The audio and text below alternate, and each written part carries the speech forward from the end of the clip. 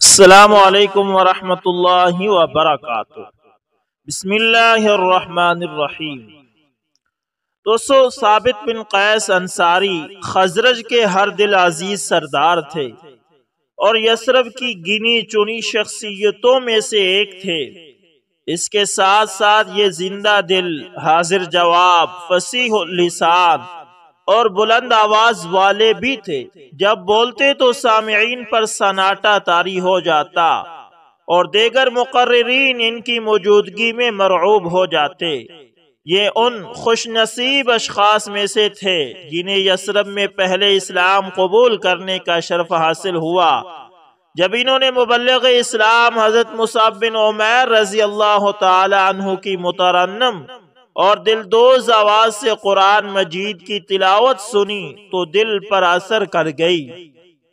جب قرآنی آیات کی تشریحات سنی تو اللہ سبحانہ و تعالی نے ایمان کے لیے ان کے سینے میں انشراح پیدا فرما دیا۔ نبی اکرم صلی اللہ علیہ وسلم کے جھنڈے کے تلے آ کر ان کی قدر و منزلت اور شان و شوکت کو چار چاند لگ گئے۔ جب رسول خدا صلی اللہ علیہ وسلم ہجرت کر کے مدینہ منورہ تشریف لائے تو ثابت بن قیس نے اپنی قوم کے شاہ سواروں کو ساتھ لے کر آپ کا عظیم الشان استقبال کیا۔ آپ کو اور آپ کے رفیق سفر حضرت صدیق اکبر رضی اللہ تعالی عنہ کو خوش آمدید کہا اور آپ کے سامنے نہایت ہی فصیح و بلیغ انداز میں خطاب کیا۔ خطبے کا آغاز حمد و ثنا اور درود و سلام سے کیا اور اختتام ان کلمات پر کیا: یا رسول اللہ صلی اللہ علیہ وسلم، ہم آپ سے معاہدہ کرتے ہیں کہ ہم دل و جان سے آپ کا ساتھ دیں گے۔ ہم آپ کی اسی طرح حفاظت کریں گے جیسے ہم اپنی جانوں، اپنی اولاد اور اپنی عورتوں کی حفاظت کرتے ہیں۔ یا رسول اللہ صلی اللہ علیہ وسلم، یہ انداز اختیار کرنے پر ہمیں کیا ملے گا؟ آپ صلی اللہ علیہ وسلم نے ارشاد فرمایا، اس حسن سلوک پر تمہیں جنت ملے گی۔ جنت کا نام سنتے ہی قوم کے چہرے خوشی سے کھل اٹھے اور با یک زبان کہنے لگے، اس بدلے پر ہم راضی ہیں یا رسول اللہ صلی اللہ علیہ وسلم۔ اس دن سے رسول اللہ صلی اللہ علیہ وسلم نے ثابت بن قیس کو خطیب کا لقب عطا کر دیا، جیسا کہ حضرت حسان بن ثابت رضی اللہ تعالی عنہ کو اپنا شاعر ہونے کے اعزاز سے نوازا تھا۔ جب عرب وفود آپ کے سامنے اپنی قوم کے خطباء و شعراء کی فصاحت کا تذکرہ کرتے تو آپ صلی اللہ علیہ وسلم خطیبوں کے مقابلے میں حضرت ثابت بن قیس اور شعراء کے مقابلے میں حضرت حسان بن ثابت رضی اللہ تعالی عنہما کو پیش کرتے۔ حضرت ثابت بن قیس رضی اللہ تعالی عنہ پکے مومن، سچے متقی، اپنے رب سے بہت زیادہ ڈرنے والے اور اللہ تعالیٰ کو ناراض کرنے والے کاموں سے اجتناب کرنے والے تھے۔ ایک روز رسول اللہ صلی اللہ علیہ وسلم نے انہیں انتہائی غم و اندو میں مبتلا دیکھا۔ خشیت الہی سے ان کے کندھے کانپ رہے تھے۔ آپ صلی اللہ علیہ وسلم نے دریافت فرمایا، ثابت تجھے کیا ہوا؟ عرض کیا، یا رسول اللہ صلی اللہ علیہ وسلم، مجھے اندیشہ ہے کہ میں تباہ ہو گیا ہوں۔ آپ صلی اللہ علیہ وسلم نے پوچھا، وہ کیسے؟ عرض کیا، اللہ سبحانہ و تعالی نے ہمیں منع کیا تھا کہ ہماری ایسے کارناموں پر تعریف کی جائے جو ہم نے سر انجام ہی نہیں دیے، اور میرا دل اس قسم کی تعریف کو پسند کرتا ہے۔ اللہ تعالیٰ نے ہمیں تکبر سے منع کیا اور میں خود پسندی کا خوگر ہوں۔ رسول اقدس صلی اللہ علیہ وسلم نے تسلی دینے کے لیے حضرت ثابت بن قیس رضی اللہ تعالی عنہ کے کندھوں پر مسلسل تھپکی دینے لگے، یہاں تک کہ آپ صلی اللہ علیہ وسلم نے ارشاد فرمایا، اے ثابت، کیا تجھے یہ پسند نہیں کہ زندگی میں تمہاری تعریف ہو، شہادت کی موت نصیب ہو اور تم جنت میں داخل ہو جاؤ؟ یہ خوشخبری سن کر حضرت ثابت بن قیس رضی اللہ تعالی عنہ کا چہرہ خوشی سے چمک اٹھا اور کہنے لگے، کیوں نہیں یا رسول اللہ صلی اللہ علیہ وسلم، کیوں نہیں یا رسول اللہ صلی اللہ علیہ وسلم۔ رسول اکرم صلی اللہ علیہ وسلم نے ارشاد فرمایا، تیرے ساتھ اسی طرح ہی پیش آئے گا۔ جب یہ آیت نازل ہوئی یا ایھا الذین آمنوا لا ترفعوا اصواتکم فوق صوت النبی ولا تجهروا له بالقول كجهر بعضكم لبعض ان تحبط اعمالكم وانتم لا تشعرون۔ ترجمہ، اے ایمان والو، اپنی آوازیں نبی کی آواز سے بلند نہ کرو اور نہ نبی کے ساتھ اونچی آواز سے بات کرو جس طرح تم آپس میں ایک دوسرے سے کرتے ہو، کہیں ایسا نہ ہو کہ تمہارا کیا کرایا سب غارت ہو جائے اور تمہیں خبر بھی نہ ہو۔ تو حضرت ثابت بن قیس رسول اللہ صلی اللہ علیہ وسلم کی محفل سے کنارہ کشی اختیار کرنے لگے، حالانکہ رسول اکرم صلی اللہ علیہ وسلم کے ساتھ انہیں انتہا درجے کی محبت تھی۔ غمزدہ ہو کر اپنے گھر میں ہی بیٹھے رہتے، صرف فرض نمازوں کے لیے گھر سے نکلتے۔ جب نبی اکرم صلی اللہ علیہ وسلم نے ان کی غیر حاضری کو محسوس کیا تو ارشاد فرمایا، ثابت بن قیس کی خبر کون لائے گا؟ انصار میں سے ایک شخص نے کہا، میں یا رسول اللہ صلی اللہ علیہ وسلم۔ وہ شخص حالات معلوم کرنے کے لیے جب ان کے گھر پہنچا تو دیکھا کہ حضرت ثابت بن قیس رضی اللہ تعالی عنہ سر نیچے کیے ہوئے افسردہ اور غمگین بیٹھے ہیں۔ اس نے پوچھا، اے ثابت کیا حال ہے؟ فرمایا، بہت برا حال ہے۔ اس نے پھر پوچھا، کیا ہوا؟ فرمانے لگے، تم جانتے ہو کہ میری آواز بہت اونچی ہے اور اکثر اوقات میری آواز رسول اکرم صلی اللہ علیہ وسلم کی آواز سے بلند ہو جاتی ہے، اور قرآن مجید میں جو آیت نازل ہوئی ہے وہ بھی تو تمہیں معلوم ہے، کیونکہ اس کے اندر منع کیا گیا ہے کہ اللہ کے رسول کی آواز سے اونچی آواز نہ ہو۔ میں یہاں اپنے آپ کو اس لیے روکے ہوئے ہوں کہ کہیں میرے اعمال ضائع نہ ہو جائیں اور اہل جہنم میں سے ہو جاؤں۔ یہ سن کر وہ شخص رسول اقدس صلی اللہ علیہ وسلم کی خدمت اقدس میں حاضر ہوا اور آپ صلی اللہ علیہ وسلم کو ساری صورتحال بتائی۔ حضرت ثابت بن قیس رضی اللہ تعالی عنہ کے خدشات آپ صلی اللہ علیہ وسلم کی خدمت اقدس میں پیش کیے۔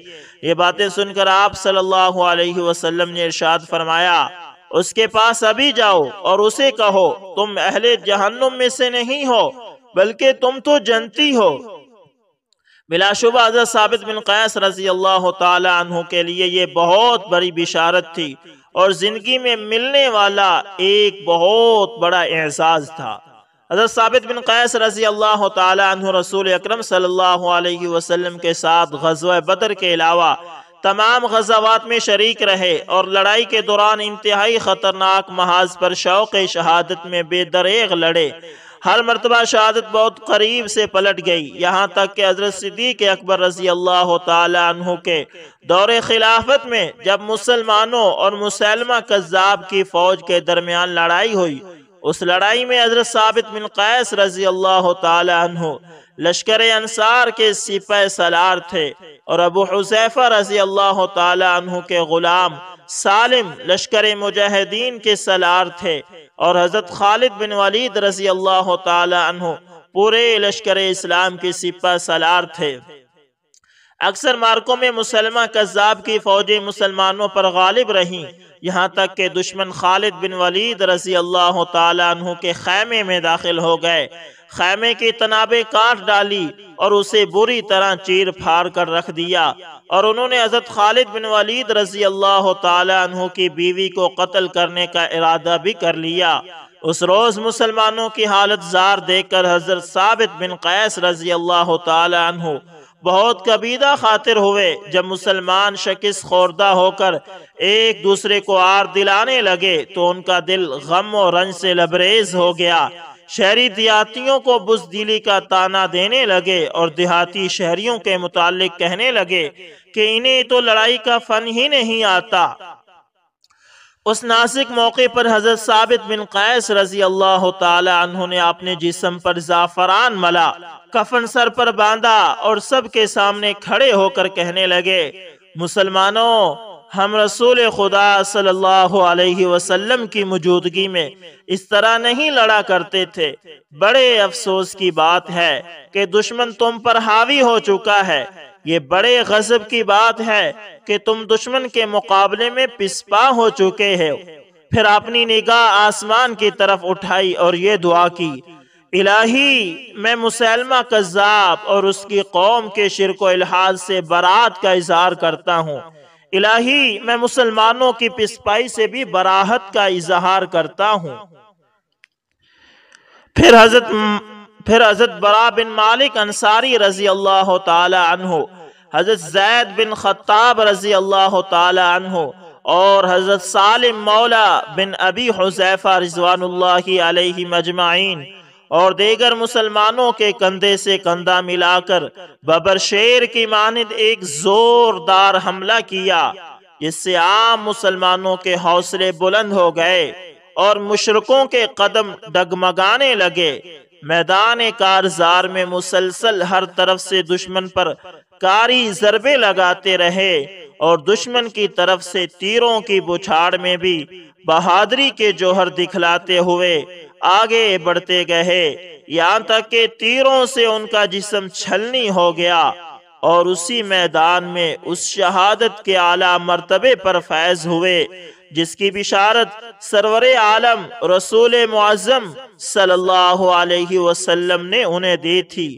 ان کی آنکھوں کو ٹھنڈک اور دل کو سرور حاصل ہوا، اس لیے کہ ان کی جرت و شجاعت کی بنا پر لڑائی کا پانسا پلٹا اور میدان مسلمانوں کے ہاتھ میں آ گیا اور مسلمانوں کو فتح نصیب ہو گئی۔ حضرت ثابت بن قیس رضی اللہ تعالی عنہ کے جسم مبارک پر ایک بہت عمدہ زرہ تھی۔ ایک مسلمان فوجی وہاں سے گزرا، اس نے زرہ اتار کر اپنے پاس رکھ لی۔ دوسری رات ایک مسلمان فوجی نے حضرت ثابت بن قیس رضی اللہ تعالی عنہ کو خواب میں دیکھا۔ حضرت ثابت بن قیس رضی اللہ تعالی عنہ نے کہا کہ کیا تم مجھے پہچانتے ہو؟ اس فوجی نے کہا کہ ہاں۔ فرمایا میں تمہیں ایک وصیت کرتا ہوں، تم اسے خواب سمجھ کر بھلا نہ دینا۔ کل مجھے جب قتل کر دیا گیا تھا تو میرے پاس سے ایک مسلمان گزرا جس کا حلیہ یہ ہے، وہ میری زرہ اتار کر اپنے خیمے میں لے گیا۔ وہ خیمہ چھونی کے فلاں کونے پر واقع ہے، وہاں اس نے میری زرہ کو دیگچے کے نیچے رکھ دیا اور دیگچے کے اوپر کچاوا رکھ دیا۔ تم خالد بن ولید کے پاس جاؤ اور اسے کہو کہ وہ کسی شخص کو بھیجے اور وہ میری زرہ اٹھا لائے، وہ ابھی تک وہیں کی وہیں ہی پڑی ہوئی ہے۔ میں تمہیں ایک دوسری وصیت بھی کرتا ہوں، تم اسے خواب سمجھ کر ضائع نہ کر دینا۔ خالد بن ولید سے کہنا کہ جب تم مدینہ منورہ خلیفۃ الرسول حضرت صدیق اکبر رضی اللہ تعالی عنہ کے پاس پہنچو تو انہیں یہ کہنا کہ حضرت ثابت بن قیس رضی اللہ تعالی عنہ پر اتنا قرض ہے اور اس کے فلاں اور فلاں دو غلام ہیں، میرا قرض ادا کریں اور میرے غلاموں کو آزاد کر دیں۔ اس کے بعد اس شخص کی آنکھ کھل گئی تو وہ اٹھ کر سیدھا حضرت خالد بن ولید رضی اللہ تعالی عنہ کے پاس پہنچا اور خواب میں جو کچھ دیکھا انہیں کہہ سنایا۔ حضرت خالد بن ولید رضی اللہ تعالی عنہ نے زرہ لانے کے لیے ایک شخص کو بھیجا۔ زرہ اس جگہ اسی حالت میں موجود تھی، وہ اٹھا کر لے آیا۔ جب حضرت خالد بن ولید رضی اللہ تعالی عنہ مدینہ منورہ پہنچے تو حضرت ثابت بن قیس رضی اللہ تعالی عنہ کی یہ وصیت حضرت صدیق اکبر رضی اللہ تعالی عنہ کو بتائی تو انہوں نے اس وصیت کو پورا کر دیا۔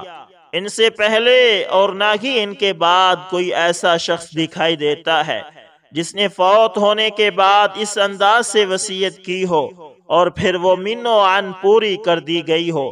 اللہ سبحانہ و تعالی حضرت ثابت بن قیس رضی اللہ تعالی عنہ سے راضی اور یہ اللہ سے راضی، اور اللہ تعالی نے انہیں جنت الفردوس میں جگہ عطا کی۔ تو دوستو یہ تھے حضرت ثابت بن قیس رضی اللہ تعالی عنہ، جنہیں خطیب العرب کے لقب سے اللہ تعالیٰ کے نبی نے نوازا تھا۔ انہوں نے دین اسلام کے لیے قربانیاں دی تو پھر اللہ تعالیٰ نے انہیں دنیا اور آخرت میں سرخرو کیا۔ تو دوستوں امید کرتا ہوں آپ کو ویڈیو اچھی لگی ہوگی، پسند آئے تو لائک شیئر کمنٹ لازمی کریں، اور اگر آپ ہمارے چینل AS انفارمیشن TV پر نئے ہیں تو اس کو بھی لازمی سبسکرائب کریں اور ساتھ میں بیل کے نشان کو دبانا نہ بھولیے گا، تاکہ دوستوں ہر نئی ویڈیو کا نوٹیفیکیشن سب سے پہلے آپ تک پہنچتا رہے۔ ملتے ہیں کسی نیکسٹ اچھی سی ویڈیو کے اندر، تب تک کے لیے اللہ حافظ۔